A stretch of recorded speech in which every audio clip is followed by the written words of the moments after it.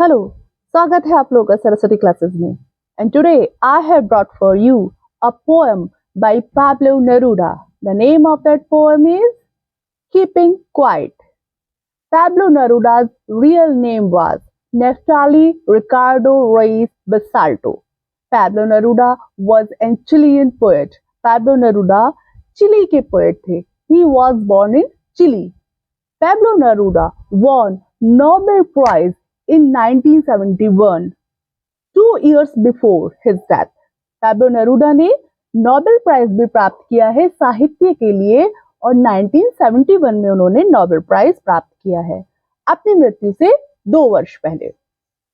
In this poem, Pablo Neruda emphasizes upon silence and introspection. He wants to create the feeling of brotherhood and humanity among the people of this world.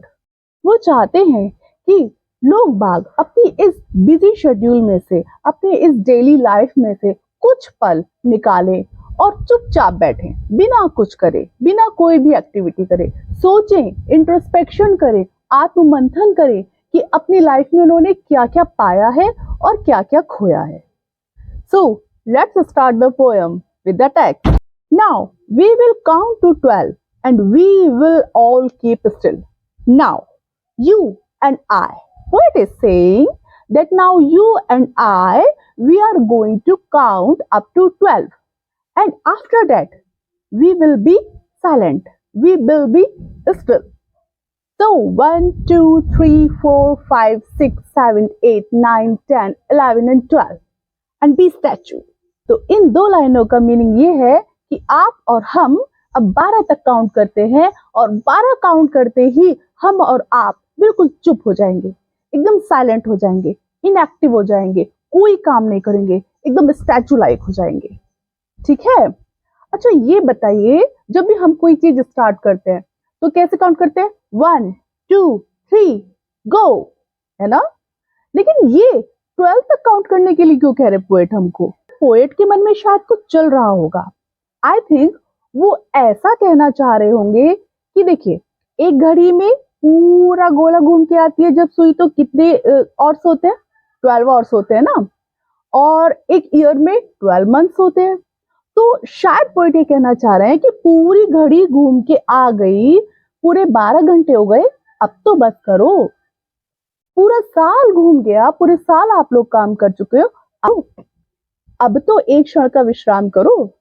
तो it might be the reason for choosing the counting 12। आप लोगों को बताना चाहेंगे कि इन दो लाइनों में एंजैबमेंट का यूज किया गया है। एंजैबमेंट क्या होता है? जब दो लाइंस में एक सेंटेंस कैरी किया जाता है और पहली लाइन के आखिरी में कोई पंक्चुएशन मार्क नहीं होता है और वो सेंटेंस कैरी फॉरवर्ड हो जाता है। देखिए इसमें, now we will count to 12, कोई पंक्चुएशन मार्क नहीं है, ये सेंटेंस अभी जारी है नेक्स्ट लाइन में भी, and we will all keep still. ठीक है, नेक्स्ट चलते हैं। For once on the face of the earth let's not speak in any language. क्या बोलते हैं पोएट आगे? वो ये बोलते हैं कि फॉर वंस, एक बार, on the face of the earth, इस पृथ्वी पर एक बार ऐसा होगा कि let's not speak in any language, कि हम लोग किसी भी लैंग्वेज में बोलेंगे नहीं। मीन्स जब भी हम बोलते हैं तो कोई ना कोई लैंग्वेज तो यूज करते ही हैं। हिंदी, इंग्लिश, स्पेनिश, फ्रेंच, अरबी, पंजाबी, बहुत सारी लैंग्वेज है दुनिया में। तो जब हम स्टिल हो जाएंगे, हम बोलेंगे भी नहीं, किसी भी लैंग्वेज में नहीं बोलेंगे। यहाँ पे जो वर्ड लैंग्वेज है वो सिंबॉलिकली यूज किया गया है बैरियर के लिए, क्योंकि जब सब लोग अपनी अपनी अलग अलग लैंग्वेज में बोलेंगे तो सब लोग अलग अलग डिफर दिखेंगे ना, कि भाई ये पंजाबी है, भाई ये गुजराती है, गुजराती लैंग्वेज बोल रहा है। तो लैंग्वेज एक तरह का बैरियर है जिसको हम तोड़ देंगे। We will break the barrier of language. हम सब लोग स्टिल हो जाएंगे कुछ पलों के लिए, और ये एक ही बार ऐसा होगा पृथ्वी पर कि सब लोग बिल्कुल चुप हो गए, किसी भी लैंग्वेज में कोई भी व्यक्ति बात नहीं कर रहा है।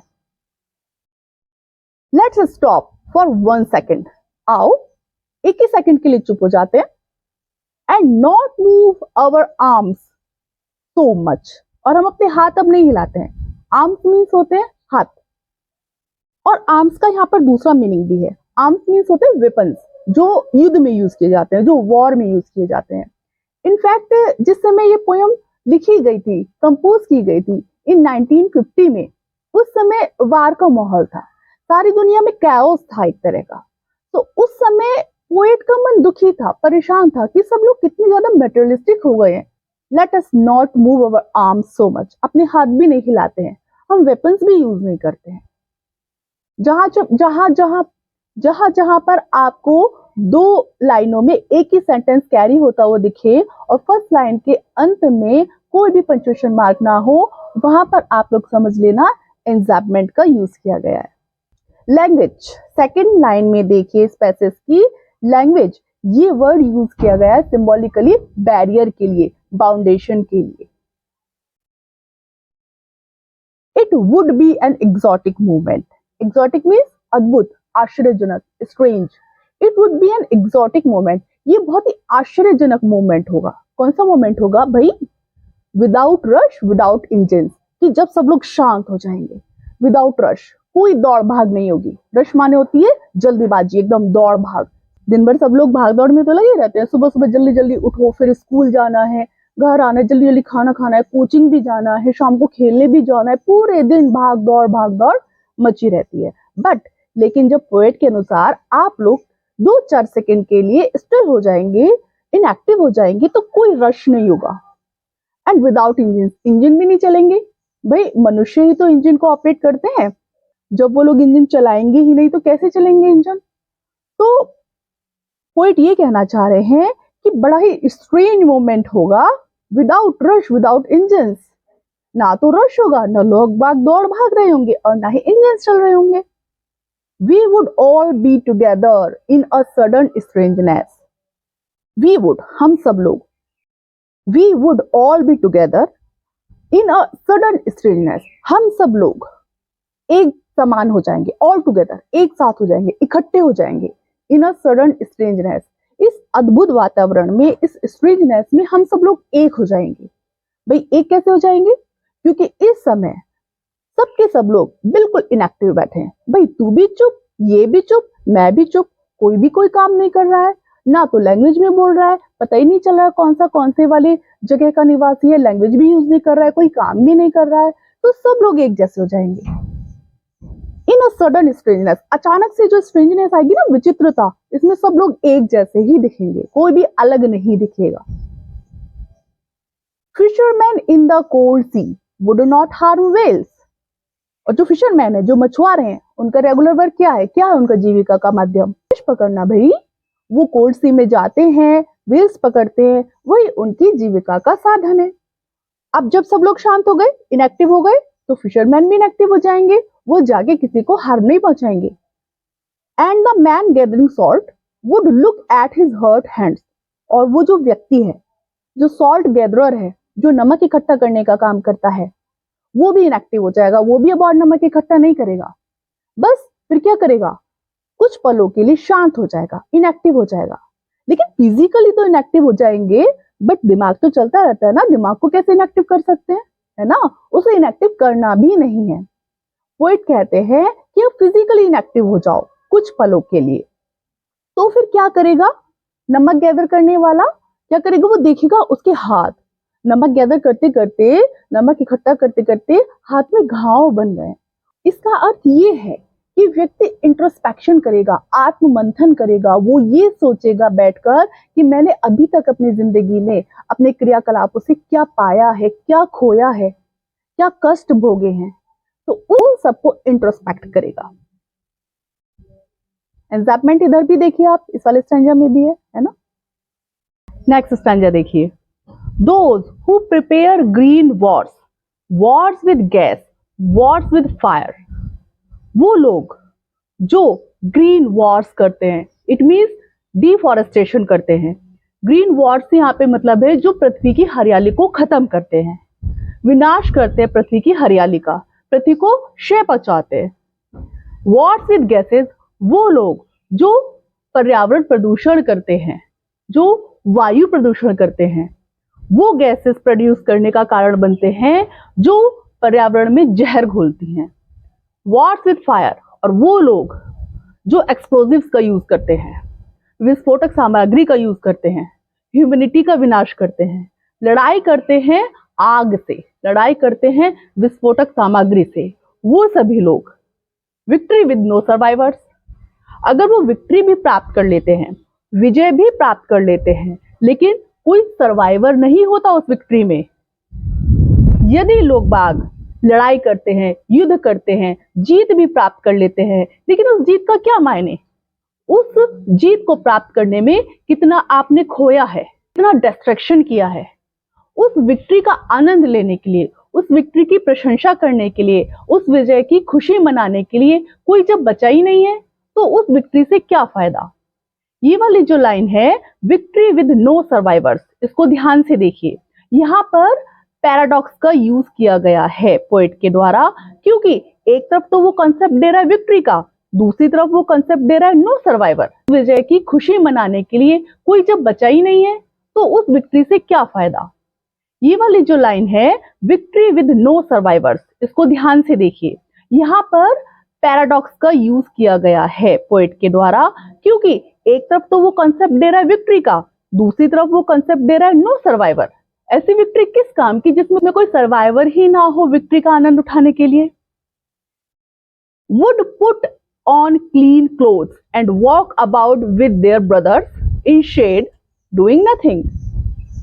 पोएट कहते हैं, अगर ये लोग जो वॉर्स करते हैं थोड़ी देर के लिए इनएक्टिव हो जाएं, खुद को रोक लें और इंट्रोस्पेक्शन करें, अपने दिमाग का प्रयोग करें, विचार करें, आत्ममंथन करें कि हमने इस विक्ट्री से क्या पाया। That is with no survivors. Victory का आनंद उठाने के लिए कोई सर्वाइवर है ही नहीं। ये जो हमने वॉर्स की हैं, इनसे हमें क्या फायदा मिला? अगर वो इस बात का आत्ममंथन करें, तो वो इस मोमेंट्री जो स्टिलनेस की अवस्था है, जब निकलेंगे इससे, तो वो पाएंगे कि they are putting on clean clothes, कि उन्होंने अपने वस्त्र बदल दिए, उनके वस्त्र बदल जाएंगे। वस्त्र बदल जाएंगे से यहाँ पे उनका मतलब ये है कि उनका पर्सपेक्टिव चेंज हो जाएगा। वो लोग अपने अपने थिंकिंग को छोड़ चुके होंगे। And walk about with their brothers in the shade doing nothing, और फिर वो ब्रदरहुड का पाठ पढ़ाएंगे। उनको सब लोग अपने लगेंगे। जब वो वार से हुए लाभ हानि का कैलकुलेशन कर लेंगे, तब वो एक नए पर्सपेक्टिव के साथ उस स्टिलनेस की अवस्था से निकलेंगे और सभी लोगों के साथ ब्रदरहुड का रास्ता अपनाएंगे। They would walk about with their brothers in the shade doing nothing. अपने भाई लोगों के साथ, बंधुत्व के साथ वो लोग एक प्रोटेक्शन में एक दूसरे के साथ रहेंगे। अब कोई एक दूसरे से फाइट नहीं करेगा, एक दूसरे को नहीं मारेगा।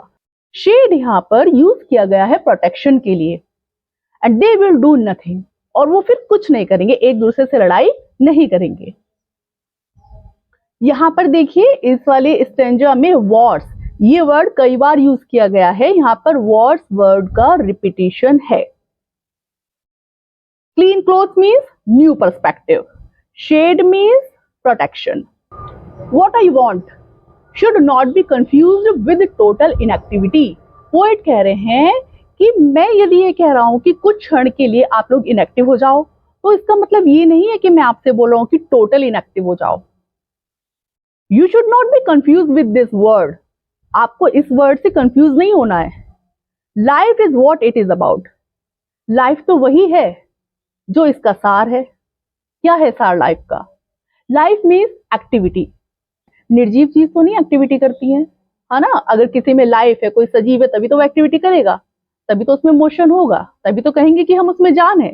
तो life is what it is about. Life वही है जो इसका मीनिंग है। मीनिंग है इसका हमेशा एक्टिव रहना।